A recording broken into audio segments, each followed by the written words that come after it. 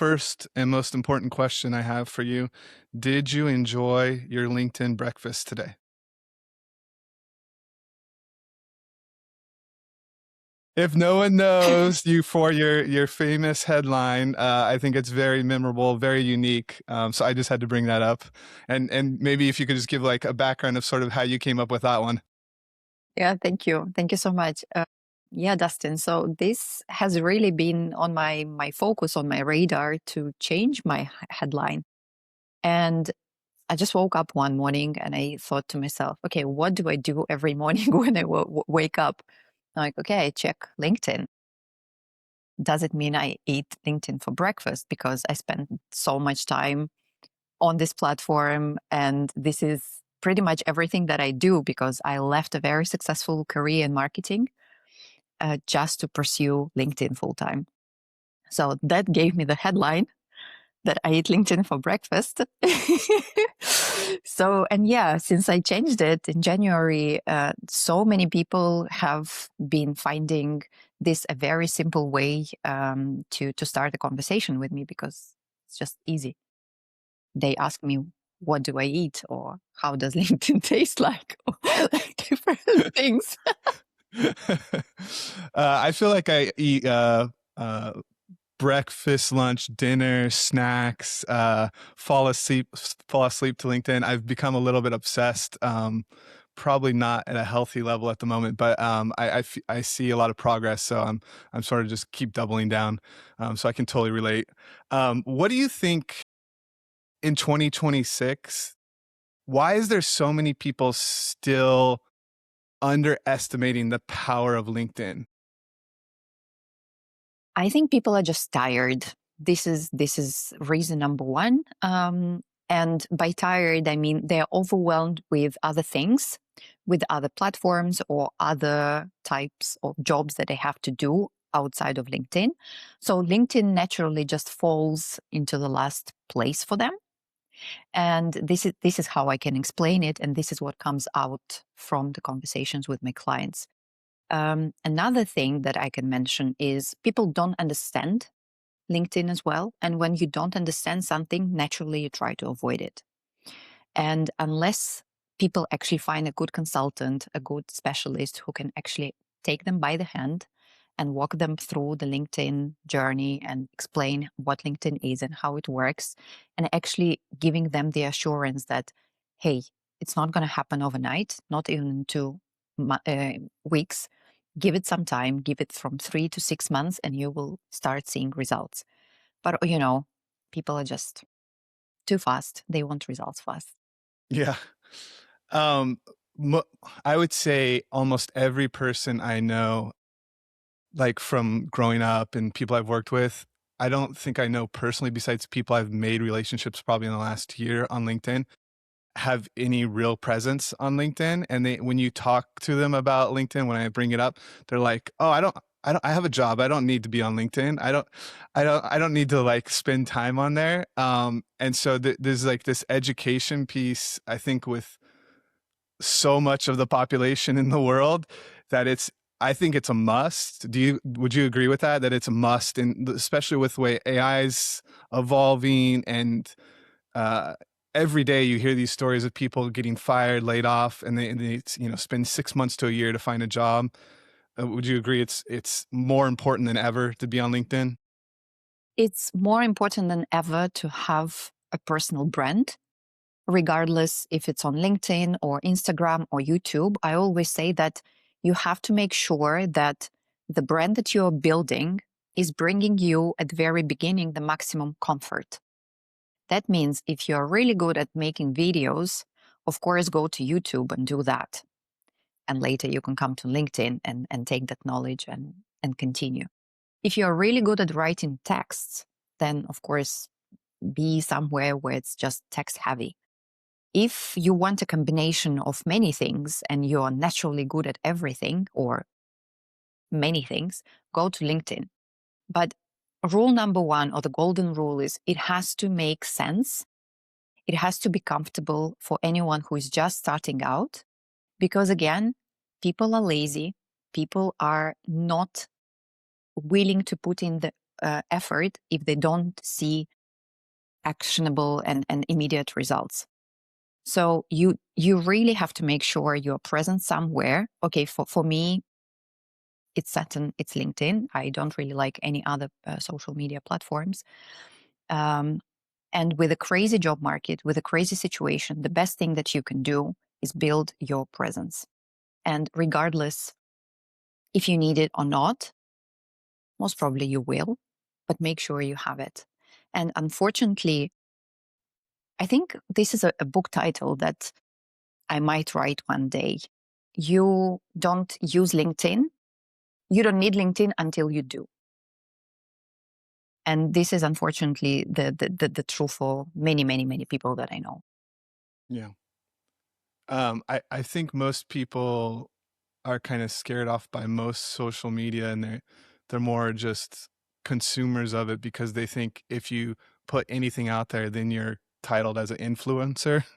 And it's like such a like people are really like they want to be an influencer or they absolutely don't want to be an influencer. But I think there's a lot in between that, especially in the LinkedIn world, of what sort of success looks like on LinkedIn. And the one thing I've been learning in the last couple of months is like follower count is absolutely meaningless, really. And I think that's something maybe people sort of carry on from other platforms and they think, well, I only have 200 people. Why am I going to create content for 200 people? But maybe they already have like really 200 people that are their ideal future employer or what have you. So I think it's really amazing what you can do with a small following compared to like on Instagram. It seems like to get any sort of anything really in terms of like selling something or being known, you have to have like 100,000 followers. On LinkedIn, it seems like I've heard success people with like 1,000 followers doing like crazy numbers in monthly and annual revenue. Um, for people just like say they like me, I've had a LinkedIn forever, but they're just starting out today to like really get back into it. What is the one thing they should focus on when they're trying to build out their LinkedIn, if even if they're currently employed? Especially if you are employed, what you can and should do on LinkedIn. First of all, get this idea into your head that regardless if you are employed today and your employer might be against or in favor of LinkedIn, LinkedIn belongs to you. This is your platform, this is your page, and you are entitled to do there whatever you want. Again, I don't believe there are any contracts these days where there is explicitly written that we are not allowing you to have a personal opinion or be active on LinkedIn. I really don't believe that. But I do know that there are so many employers who are very against their employees being there. And there is just one simple reason for that. They are afraid that their best talent would leave. I before I started doing LinkedIn and before I started training teams on employee ambassadorship, I was thinking that number one reason was the legal and the compliance behind what an employee can potentially say, especially if it's a huge company, if it's a multinational with many, many, many places around the world, and there is just one big department where a decision-making process is taking place, then it's getting a little bit more complicated. But no, this is not the reason. The reason is just people are afraid to lose their talent. So what you have to do, you have to document everything that you do, your successes, and speak about them without naming the company, without naming the client, without naming the tools. Just say what you are doing on a daily basis. Keep LinkedIn as your journal of your successes at work, because we do so many things when we are employed. We forget about them instantly because every single day something new is happening. And unless we document it, we just lose it and we never even are aware of things that we do.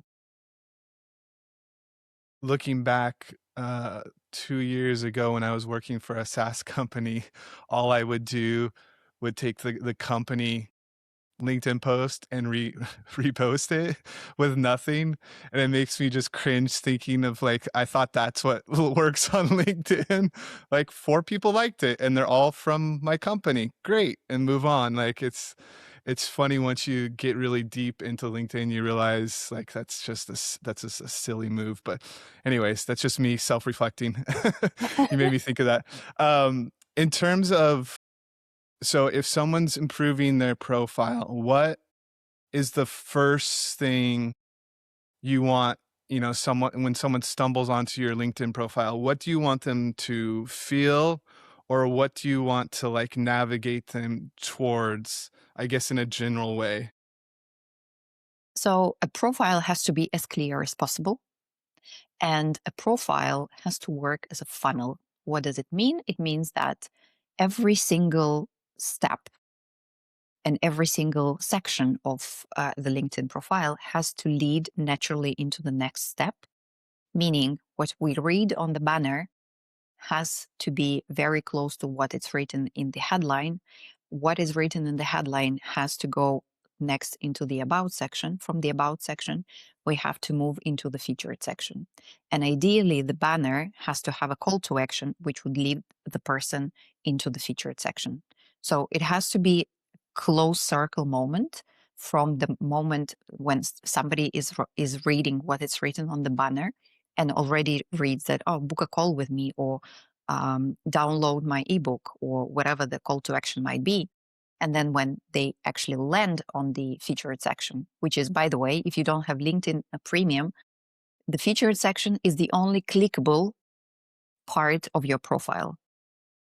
So the number one mistake that I see people make is that they bring their older posts into the featured section rather than having a link, an active link to their portfolio, to their calendar, to their website, like to anything where you want your ideal client to land. So this is the um, architecture of your ideal profile. And again, as I started saying, that your profile has to be as clear and as straightforward as possible, because the clearer you are, the more trusted you are. And again, if we look at the human psychology, we want to trust people with whom we are talking, making business, being friends, and so on. So this trust element on LinkedIn is probably one of the most important ones. So everything that we do starts with a very good optimized LinkedIn profile. You might not even need to write posts, but you do have to have a very good and very clear profile. That's a perfect lead into my next question. Do you think it's possible to grow, monetize on LinkedIn without ever posting?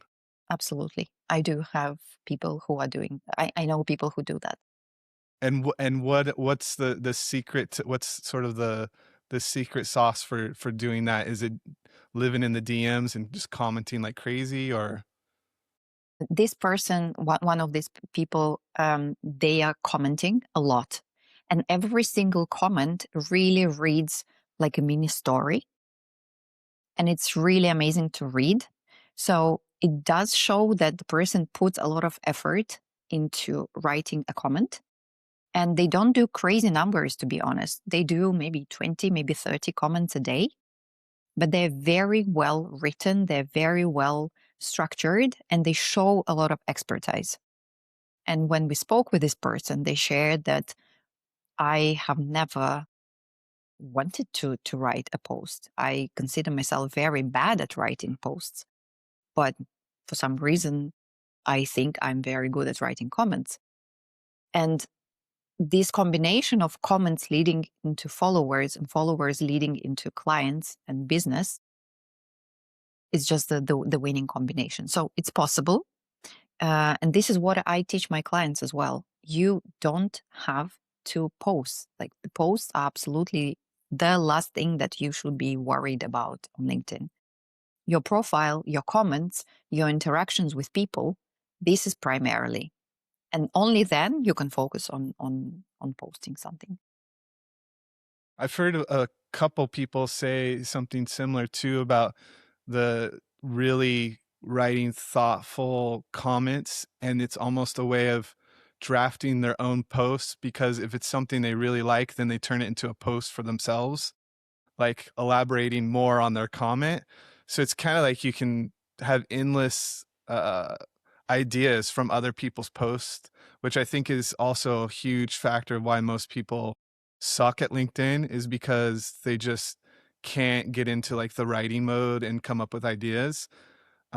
So I've been learning a lot of things like that where it's like I almost feel like I'm overwhelmed with how many things I could write about.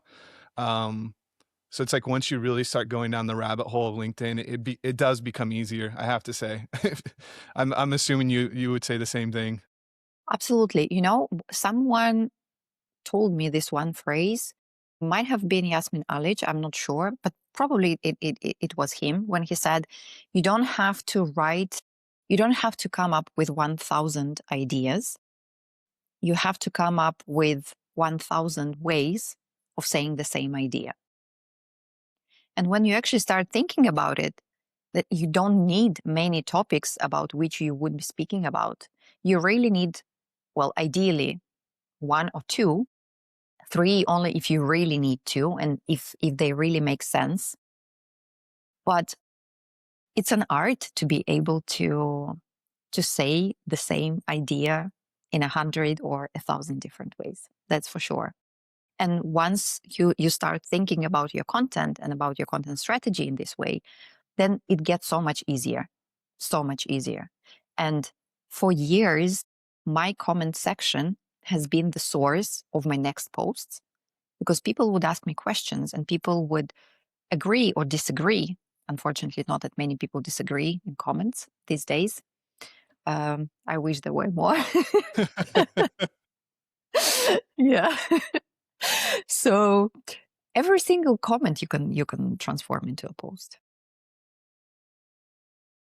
You just made me think of I won't name her, but you seen these people talking about how Claude replaced like their whole whatever team? There's someone that I follow and I respect her a lot on her LinkedIn game. She just basically goes full on after him and goes, "No, no, it didn't. Like you're full of shit." Like, and then they like attack back and it ends up being this thing. But I mean, she's authentically her and it's working.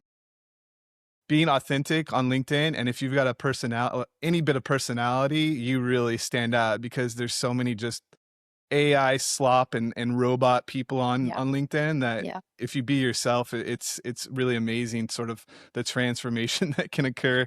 yeah. Do you And think so? Dustin, I know exactly who you're talking about. She wouldn't mind us saying her name, but I just never know for sure. She would like the shout out.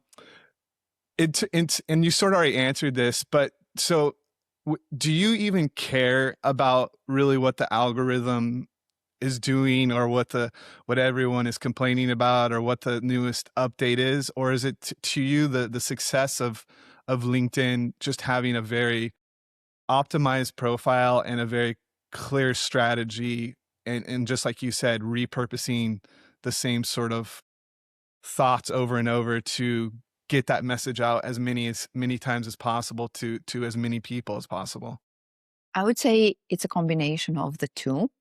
So if we think of LinkedIn as a house and we come into this house, we have to play by the rules of the host.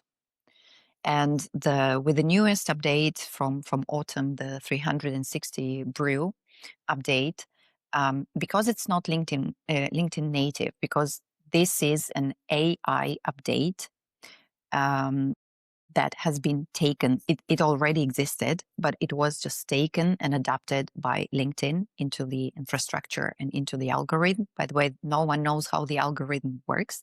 But with this update, what we know is that LinkedIn became much more clever. This means that with this AI update, it's a semantic update. This means that LinkedIn understands what we are talking about. So it understands the context without us needing to be using the hashtags. So the platform evolved.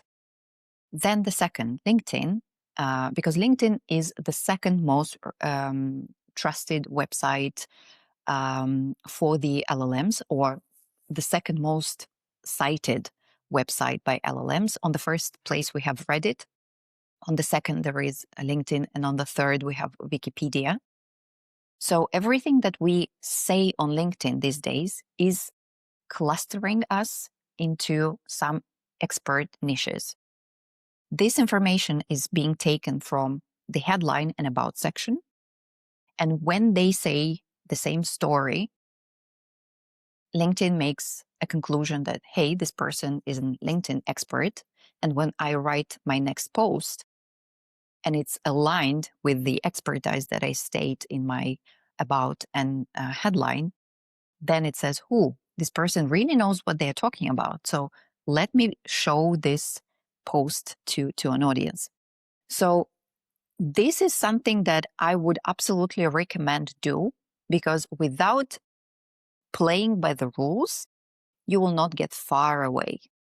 In terms of the reach being down, a flood of AI comments and posts, and everyone copying everyone's topics, and everyone hoping on the same trends.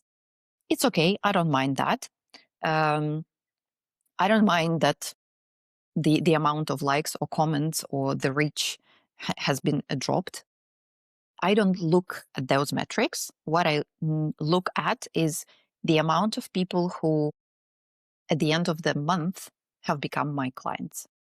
From the DMs that we shared, from the comments that we started, and then we took it into the DMs, and from the people who have found my profile attractive enough to visit my profile. And this is where I start the conversation with them. So this is my general advice for everyone. If you want to succeed on LinkedIn, play by the rules of the game, like be really aware of what's happening on the platform, but also try to be as authentic and play your own game in terms of content, in terms of authenticity, in terms of how many times you want to post, what do you want to post about, again, in line with your expertise.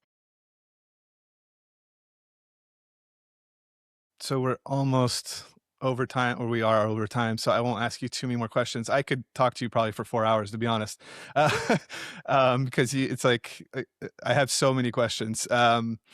What one thing that I don't feel like I've ever really heard anyone talk about, so I wanted to hear your sort of thoughts on, is how does a founder's LinkedIn presence actually influence investors? I would love to hear more on that.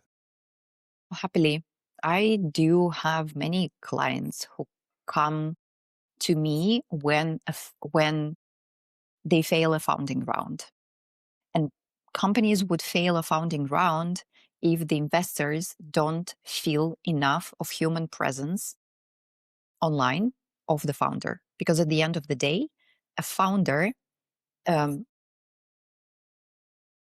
not a founder, um, No, founder, you're right. yeah, Or are you talking about the investor? yeah, sorry. The investor, yeah, Yeah. the investor wants to invest in a person. And because I work with both founders and investors, I know both of the stories, what one party wants and what the other party wants. The investors really want as much personality as possible and a good product, of course. For founders, they would rather just build and never be present, but unfortunately it doesn't work like that. And as soon as we change, we don't do that much work, to be honest, for at the very beginning. We really make a very minimal presence for them at the very beginning. But because founders see how big of an effect it has, of course, they get hooked and they want to continue. So they hire ghostwriters and they continue being present on LinkedIn. And when the team grows, of course, they are the ones who then come and say, hey, Alina, train my team. Hey, Alina, we want to be more present on LinkedIn as a whole company. This explains why there's so many ghostwriters on LinkedIn. I never made the connection of like, why is this like a thriving industry now? It's like, oh, it makes so much sense. There's a lot of money behind it. Last question, super random. Once again, I got prompted by LinkedIn, actually twice today. They're really doubling down to sign up for premium. And they always have their like little tag, you get 13% more views if you have premium. Do you believe that? To be honest, I cannot say that I've ever measured my views without the LinkedIn Premium and with LinkedIn Premium. What it does, it gives me the opportunity to see the faces of people who have viewed my profile. To me, this is the most important part of LinkedIn Premium. Of course, the email credit as well, but the most important thing that I actually know who has been viewing my profile. And the rest, I guess, is just marketing. A very clever way of trying to make a sale. Yeah. And I think you get like a free month of YouTube or something. Okay, I didn't know that. Or maybe that's just my offer at the moment. Um, random. Thank you very much. This was great. I have a feeling we might do one in the future because I feel like you just have so much knowledge, I'd and love I to. really appreciate your time. And I'll be in touch. Thank you so much, Dustin, for having me. Thank you. It was a pleasure. Thanks. Bye. Bye.